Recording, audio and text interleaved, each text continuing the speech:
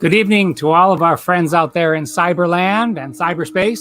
My name is Michael Unger. I'm the Artistic Director at Skylight Music Theater, and welcome to Skylight Social Episode 4 with Kate Baldwin.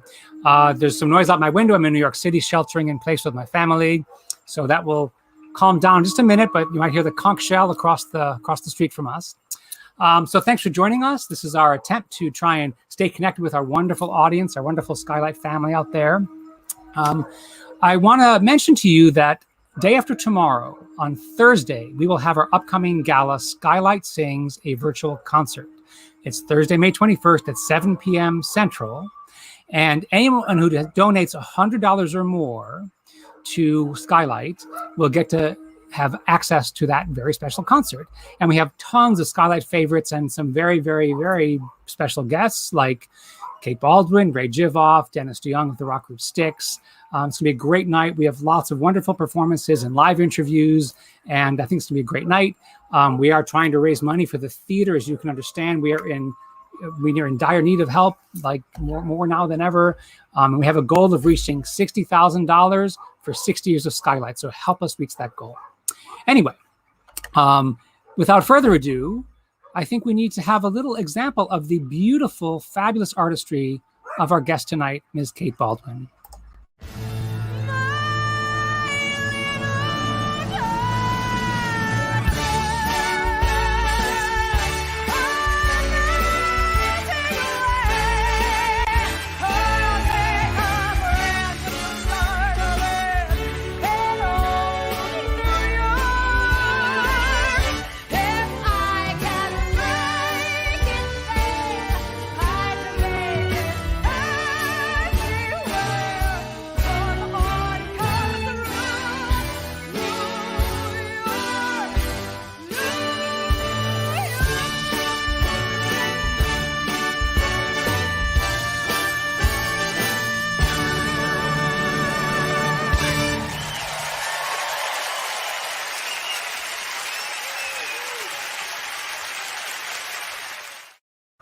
You better be standing up for that. Ladies and gentlemen, oh man. Hello, Kate, welcome.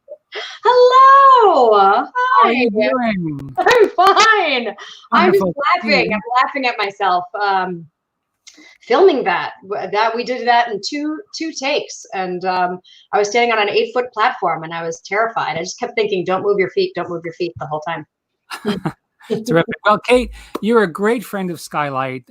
Most people already know this, but you are from Milwaukee. You grew up there. Mm-hmm. And I've only been at Skylight, since September, but every time we've asked you to help us out with something at Skylight, you always say yes. You're one of those incredibly generous artists, so we thank you for that. I'm happy to. Well, and you've said some wonderful things about our theater, and you have had some formative experiences there, which we'll hear about a little bit later.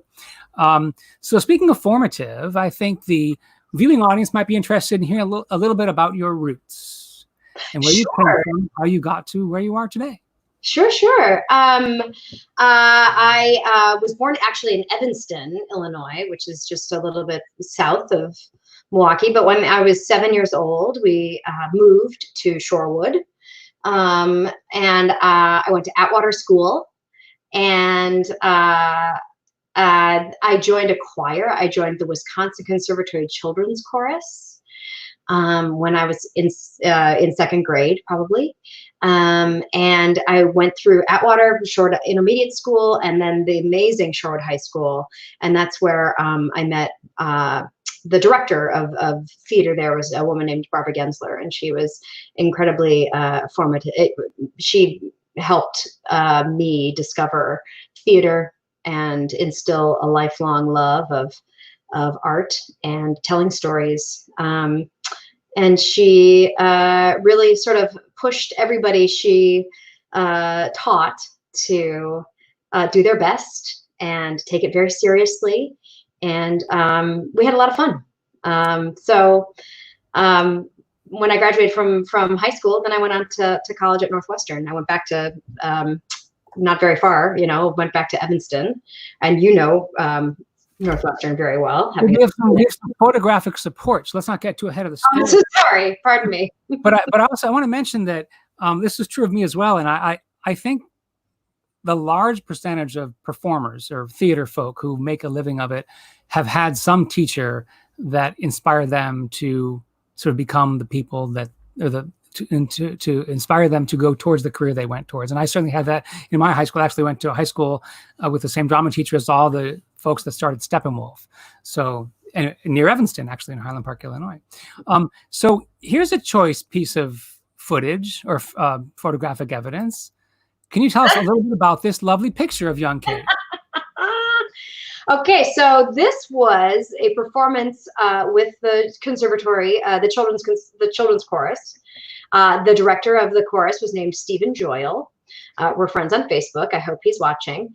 And he had, I don't know, I think the choir, our choir was probably around 100 strong.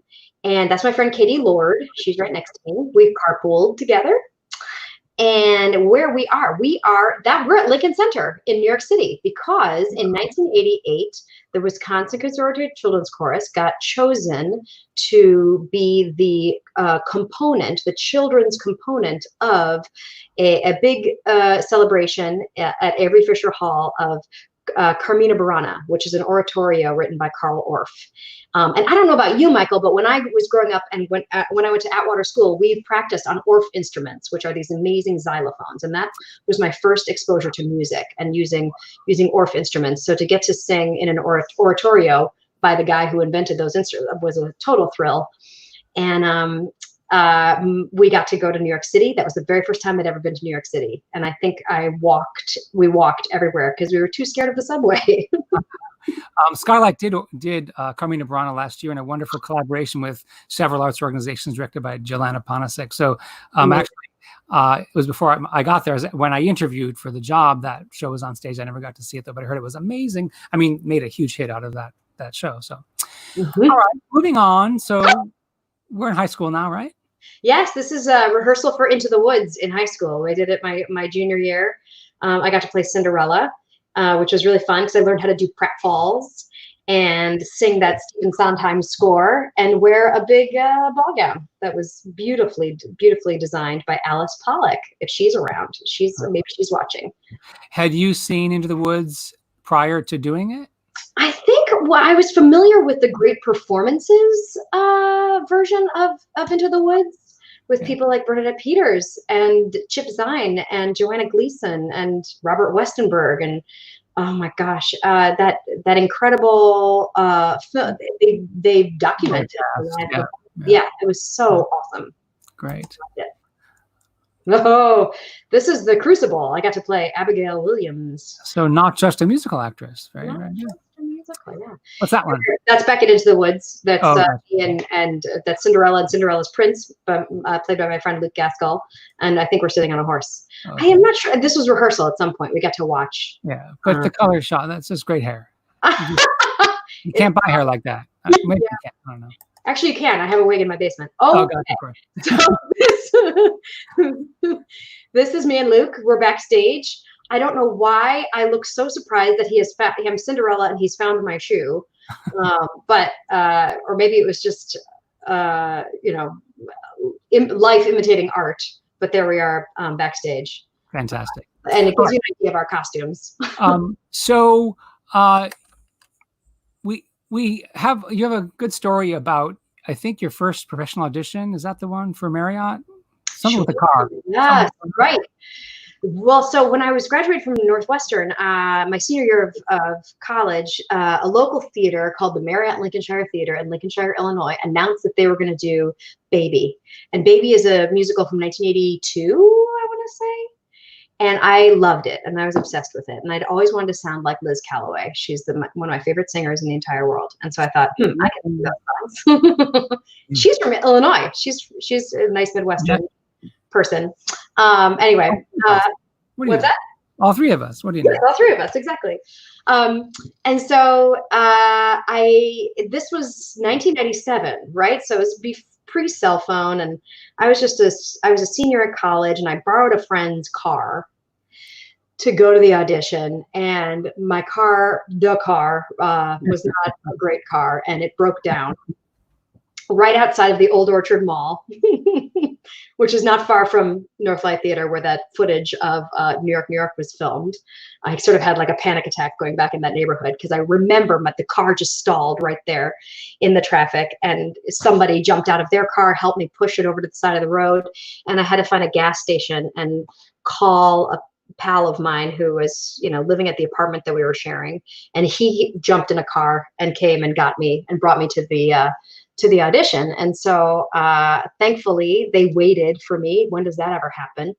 And I got to go in there and sing the song, and they told me I was too tall and I'd have to take off my shoes to audition, so I did. And then by the end of it, they said, okay, you can have the part. And that's how I got my equity card at the Marriott Lincolnshire. So nice. Yeah. We have photographic evidence of that as well. Hey. Oh. So it's a musical called Baby, and at the very end of the show, my character Lizzie has a baby, and even though she's still a college student, and she and her boyfriend Lizzie and Danny, what could be better than that? The song goes, have a baby. And I remember telling my mother the plot of the musical, and she said, "Well, I guess we won't invite Grandma to this one." There's a mother giving birth out of wedlock. And then my mother came and saw the show, and she's like, oh, okay, yes, I understand. And she was crying. And because, there's this amazing song called The Story Goes On that's all about motherhood and life. And that's a little baby who's probably 23 years old now. That's a real baby. That's a real baby. She stayed in the show for 2 performances. And what happened was the audience was so interested in the real baby that they weren't paying attention to what was happening on stage. So fun.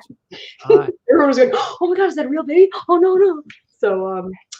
So that's Casey Loop, and he played Danny. Nice. So sweet.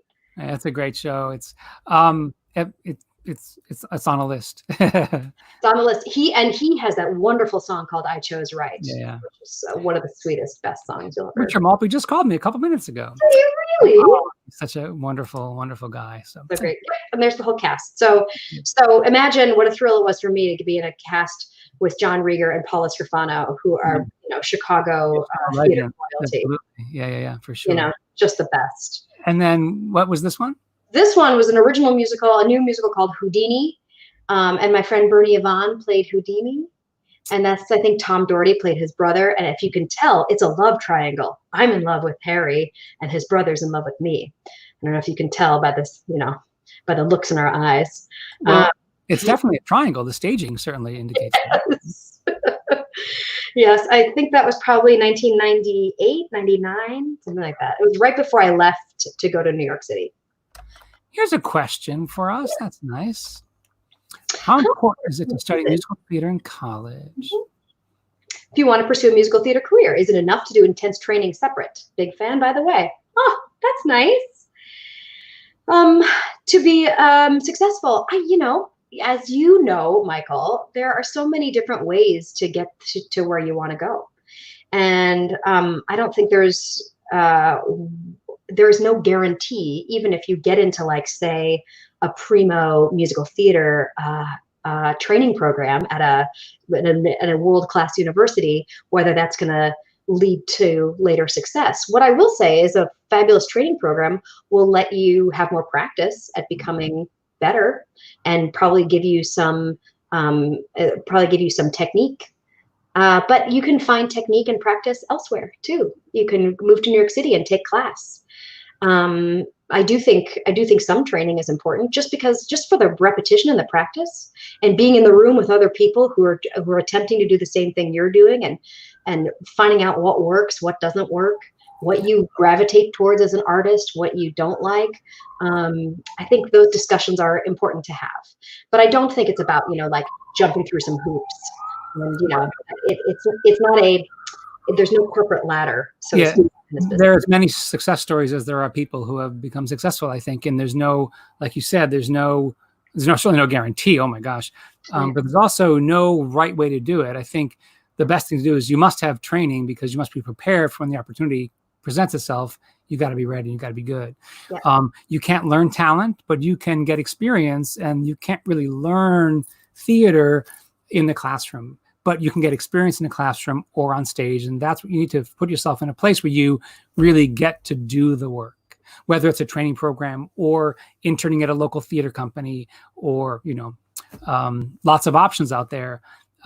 But, stay active, stay working, and train, Yeah, and learn and have a learning mindset too. I mean, even now, I still have a hope to have the mindset of a beginner, of like, what can I learn from this? How can I grow? Because there's no, the learning, the possibilities are infinite. So all young actors and actresses dream of Broadway. So tell us about how that dream became a reality for one Kate Baldwin.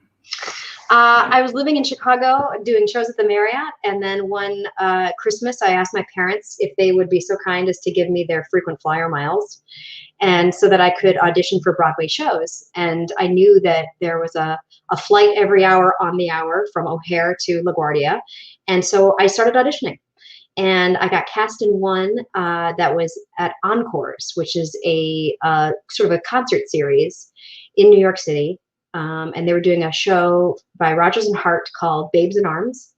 And they needed somebody who could, sing high notes. And so I was that person. And when I was there, I got a real taste for what New York was like.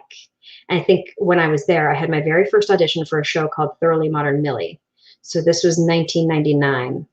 And over the course of the next 18 months, I auditioned for Thoroughly Modern Millie about 7 times. And I ended up getting cast in the ensemble to cover the role of Miss Dorothy, who is Millie's best friend. And we went to La Jolla, California, and we did the show out of town. And then we came to Broadway, and we did it on Broadway. And there I am over Sutton's left shoulder with that crazy feather hat. And there we are in rehearsal. This is the Act 2 opener called Forget About the Boy. And it's a fun girl power number. And this is right before we all break into our tap dance. We have a little clip of the concert you did for our previous gala at Skylight, which I'd like to play for people. Here we go. But suddenly I know I have to say goodbye to the cups and deep dishes. All told, I sang my song for them 7 times. By the end, they were doing the hand gestures along with me. Well, do you know, it worked, because pretty soon I was tap dancing on TV as Millie won the Tony Award. So that was the story about the audition there. So terrific. All right. I appreciate that audience laughing just when they're supposed to laugh. That was really fun. They're trained well at Skylight. They are sure. They're very, very savvy. So you've had a couple Tony nominations. Isn't that true? Yeah. Sure. What was the first one for? The first one was for a show called Finian's Rainbow that we did in 2009. It started at Encores, which is where I did that very first Babes in Arms show. Encores has been a theme sort of throughout my career in Chicago, where am I? New York. And we did Finian's Rainbow at Encores because it was this old, beloved, strange show with a fabulous score. And Warren Carlyle was our director, and we had a magical company headed by Jim Norton, who's a real Irishman as Finian. I got to go and I got to play Sharon McLonergan. Cheyenne Jackson played Woody Mahoney. And we got amazing reviews, and they decided to move the show to Broadway, and we couldn't believe our luck. It was just the luckiest thing in the world. And Chris Fitzgerald, who many people may know now from So funny.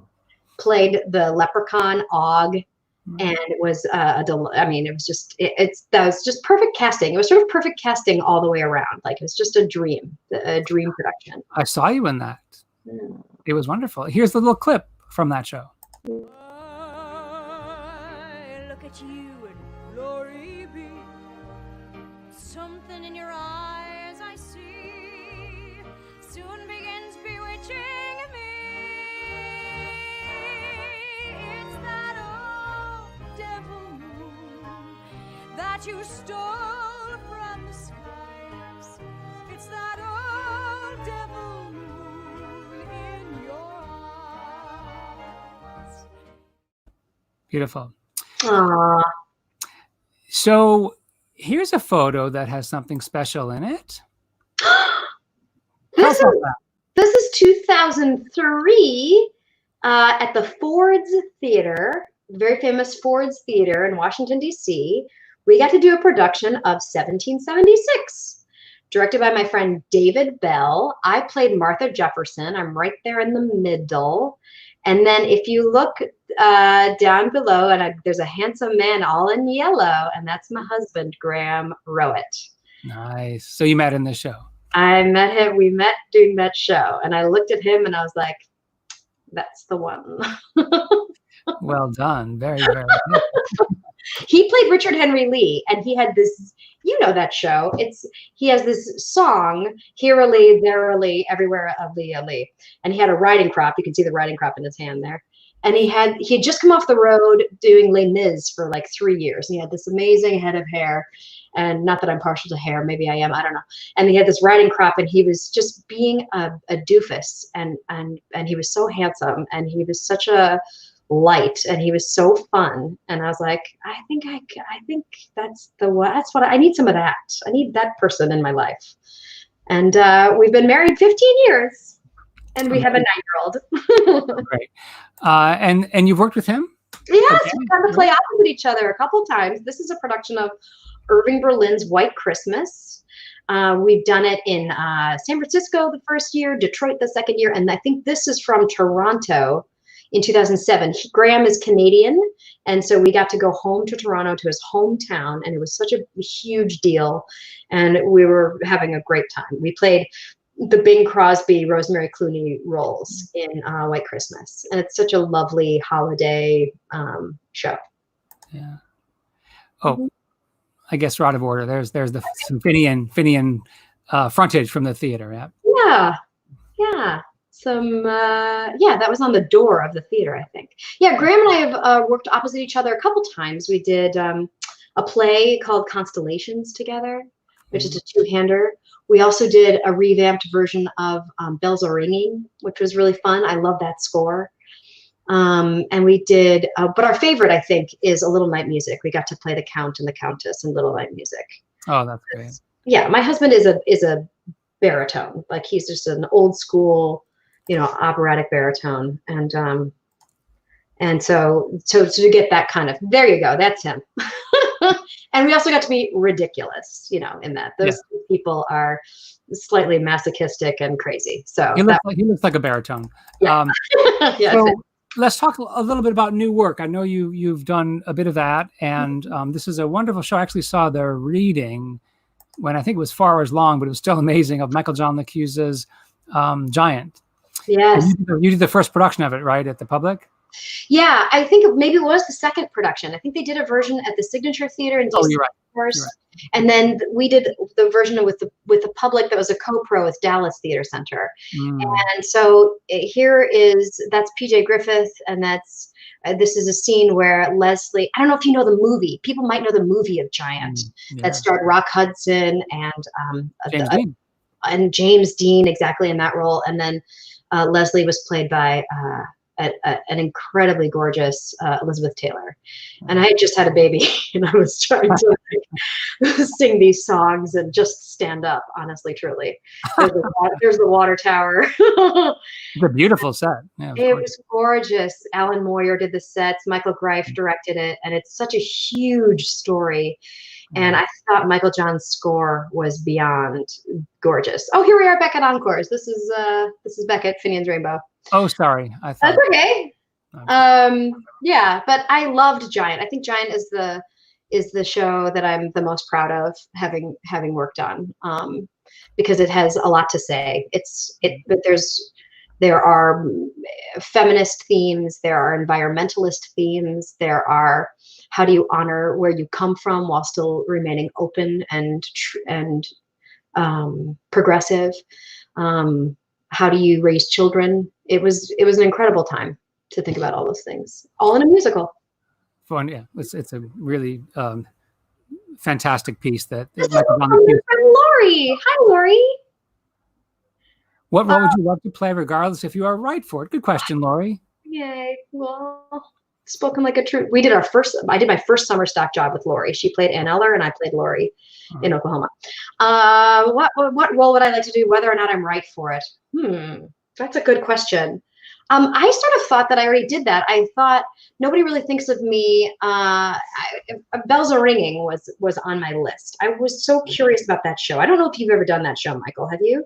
I've seen it. I've not directed it. I do. I want to crack it. I want to figure out how to make it work and how to, it's again, it's such an interesting oddball piece. And I want to, there's so many. Like a project for Skylight, maybe. Oh, okay.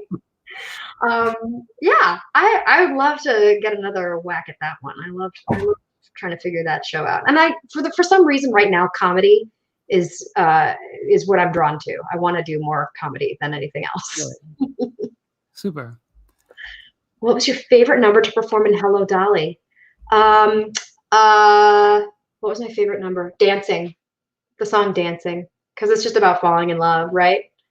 And Gavin Creel and I got to waltz around the stage, and we're both very long people. And so it was really fun to waltz with him. He's a great dancer. Oh, look, another Tony nomination. Speaking of Hello, Dolly. Yeah. Oh, that was really fun. That was a really fun night. Hello, Dolly. So before Hello, Dolly, I'd been in 5 Broadway shows. And I think Millie was a hit for sure, but I didn't stay with it for very long because I went on to do other things. But peppered in there were a couple of other shows, and I never really had, like, Finian's Rainbow was a critical hit and a personal milestone for me, but it didn't run very long. Big Fish, similarly, in 2013, didn't run very long, but is dear to me. So to be in a show like Hello, Dolly, which, was critically beloved, and then audiences loved it too. It was just I've never experienced that kind of headspace. It was so much fun. And we won Best Revival that night. Bet won, Santo won for costumes, and then Gavin won for, I knew in rehearsal, I turned to a friend and said, he's going to win a Tony for this. But don't ever say that to Gavin, because he doesn't think he's special at all. But we all know that he is. That was such a fun night. You had a fun story about when Bernadette was on, or when you were doing the show with Bernadette. Mm-hmm. She. What was it? What story? Was she? When she went her very first show. I think it was her very first show. We had rehearsed. We were rehearsing the number Dancing, I think. And she wanted to make a change in it. She wanted a moment where Dolly, her character, would take Irene by the shoulders and turn her towards Cornelia so that they would dance together, because she's, the matchmaker. So it makes sense. So we rehearsed it. Everything was fine. And then when we got to our first performance, all of a sudden, like, the lights were on. There were people in the audience. The music was playing. She touches me on the shoulders. She turns me towards Gavin, and I'm supposed to sing. And I just went, and this is, after 500 shows. I've done it that many times, but I completely lost my mind, because here was my childhood idol, Bernadette Peters, touching me on the shoulders and in front of people. And I couldn't figure out how to recover. And Gavin and I always had this thing on stage where we were like, if you lose your voice, I'll sing for you. If you forget the prop, I'll go get it for you. If you drop the line, I'll remind you of what it is. I have your back. And so I looked at him as I'm speaking gibberish, and he was like, sorry, got nothing. I can't help you. I once went up in college in a production of Tartuffe, which is all iambic pentameter. Yes. I literally said the same couplet 3 times, and I just gave up and ran off stage. It was not good. So let's chat about what you're doing in February, when yes, all this craziness started. You were working on another show at Encores, right? I was, of course I was. I'm trying to figure out. We're gonna fix that. Yes, technical difficulty. Thing. I know. Here, what if I back up? That's better. Oh, so I went back to Encores because they invited me to participate in a show they want to do called Love Life. Love Life is a 1948 musical by Kurt Weill, Alan J. Lerner. And it tracks the story of a marriage. And while it while it maps out a relationship, a married relationship that, you know, starts off from the place of getting divorced to trying to figure out what happened, it also tracks the birth of the United States. So it encompasses 150 years. And maybe it's more than that. I can't even remember now. It has left me. Anyway, we jump at least 30 years between each scene to a different generation, a different time period. And really, it has a lot of social commentary on those time periods. And it's also very much about a nuclear family, a mom, a dad, 2 kids. And so on March 12th, when everything was shut down, when the word came at lunchtime during rehearsal that we would cease and desist, like everybody else in New York City, we took the afternoon and we did the show from the beginning to the end, just so that everybody could see what everybody else had been working on for 2 weeks. And it was a dream. It was so much fun. I got to play opposite Brian Stokes Mitchell, who you might know from Ragtime, among other things. He's sort of like the last golden age baritone who's around. And he's also next to Graham, of course. Next to Graham, of course. Yes, yes. And he's also working hard to help out the Actors Fund, which is a wonderful charity based out of New York that helps people. He's the people. president of the Actors Fund, isn't he? He is. Yeah. And he's just awesome. And we got to sing duets together, and it was amazing. You know, we can show how awesome he is because we have a clip. Oh, good. I remember every detail as if it were yesterday. Just as if it were yesterday. It was late at night. 6:15. You were dressed in white. I was old and green. That's right. I remember it well. And I loved you so. Yes, I did love you so. And it seemed even more than ever before. Am I right?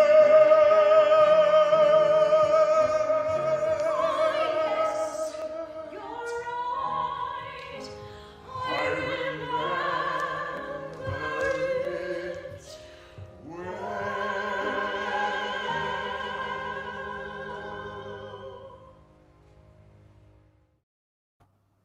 Beautiful.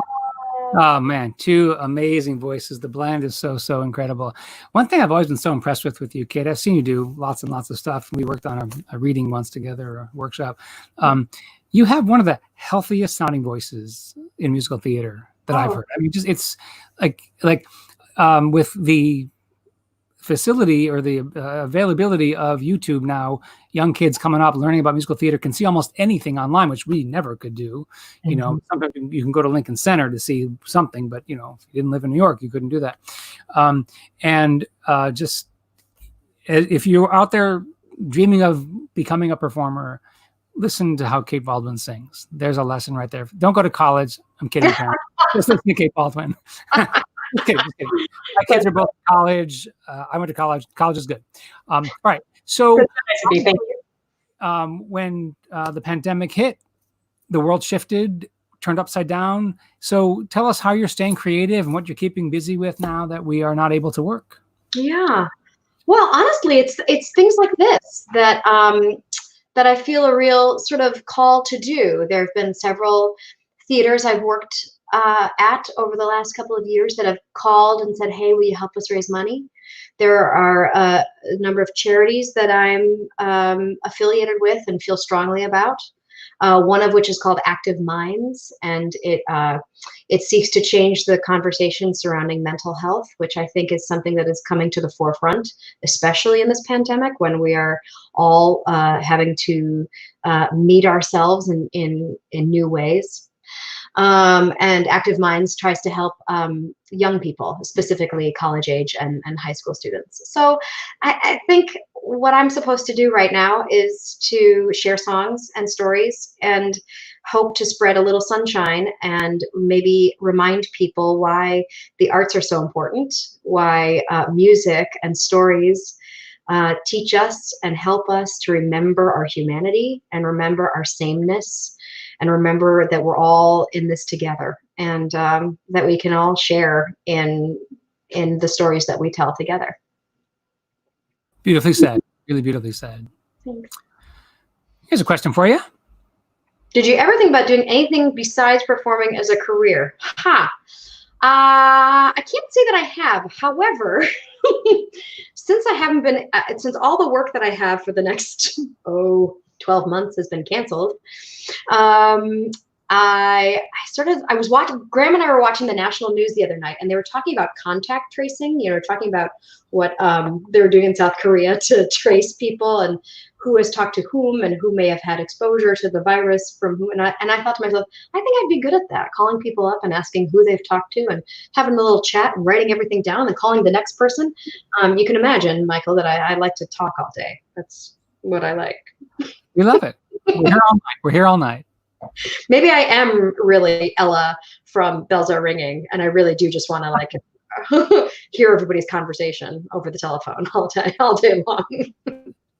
And I think you've added third grade teacher to your resume. Is that true? Definitely third grade teacher. Oh boy. Yeah.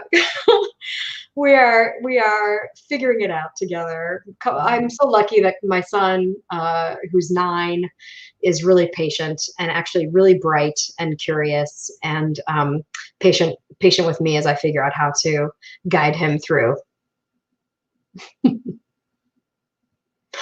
Have you ever stolen a costume piece or a prop?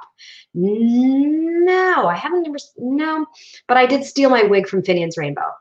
So the one that you just saw in Old Devil Moon, it's in my basement in a shoebox. You're not wearing it now, are you? No, this is my real hair. Very but good. There was a show when I needed to go back in time. And so for the back in time look, we used that wig. So long hair, short hair. Yeah. Excellent. What's my favorite costume I've ever worn? Gosh, I've worn so many. It was so funny. This past fall, I was doing a symposium, a convention.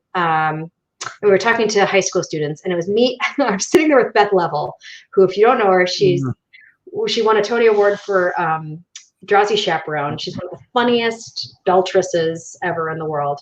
And we were talking about costumes. I said, I've worn, can't tell you how many wedding dresses. So often the character that I was always playing was always getting married. And so I've worn every kind of wedding dress there's ever been. And Beth was like, and I'm always wearing like a pantsuit and saying, I hate her, So we had our different types. I don't ever need to wear a wedding dress ever again. But my most favorite costume, well, let's talk about Mrs. Anna in The King and I. I had some incredible costumes when I got to do that about 5 years ago at the Lyric Opera in Chicago. I had these incredible gowns that were massive and just so much fun to wear that hoop skirt. And there you are. Yeah, there I am in a taxi, seeing myself on a bus. That's such good framing. Like, is that a selfie? No, that was Graham. Oh, Graham. Yeah, that's Graham. So that's my friend Paolo Montalban, who played the king. Oh, and there we are outside the opera house. It's so great. Have you ever seen anything there, Michael? It's so grand. It's so yeah. I just saw Dead Man Walking. Actually. Wow. Yeah, it's a stunning house. I mean, it's just gorgeous. So great. If you could revive any one of your previous shows right now, which would it be? I'll say Giant. Why not? I love Giant. I wish more people had been able to see it. That's why. And I think it has a lot to say about the future. Yes, those costumes in King and I were stunning. Thanks, Lori. Cool. So I want to remind everybody that Kate will be appearing at our Skylight Sings Gala coming up on Thursday, this coming Thursday, May 21st at 7 p.m. Central. And the only way to get into the concert, to get a link to actually see the concert, is to donate $100 or more. And we like the more part quite a bit. And you'll get a link to see the show on Thursday. And we have, like I said, lots and lots of wonderful Skylight favorites, including Kate Baldwin, Dennis Young from Styx, Ray Jivoff, previous artistic director, and just tons of great Milwaukee talent. It's really an incredible town. I feel so fortunate to have been asked to join that artistic community where there's so much, well, there's usually so much going on there. There will be again right now. You know, it's certainly a challenge, of course, but we need your help more than ever. So please, if you can donate and attend that concert, we'd really appreciate it.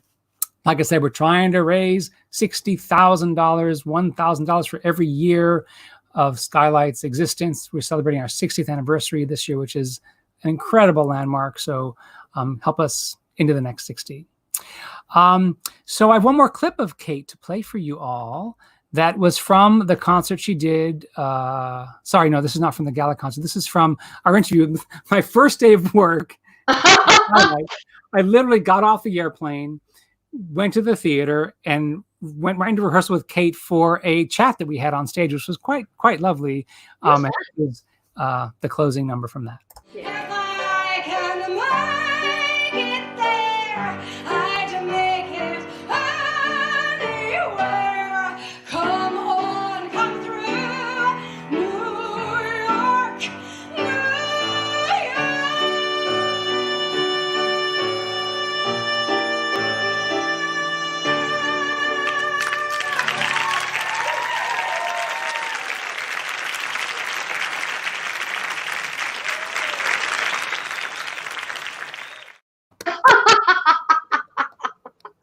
That was a great evening. That was So, as I mentioned at the beginning, Kate is our fourth guest on this series, and we're taking next week off because of the concert this Thursday. So we will not be here next Tuesday, but the following Tuesday, 2 weeks from tonight, we'll be on with another special guest, which will release next week.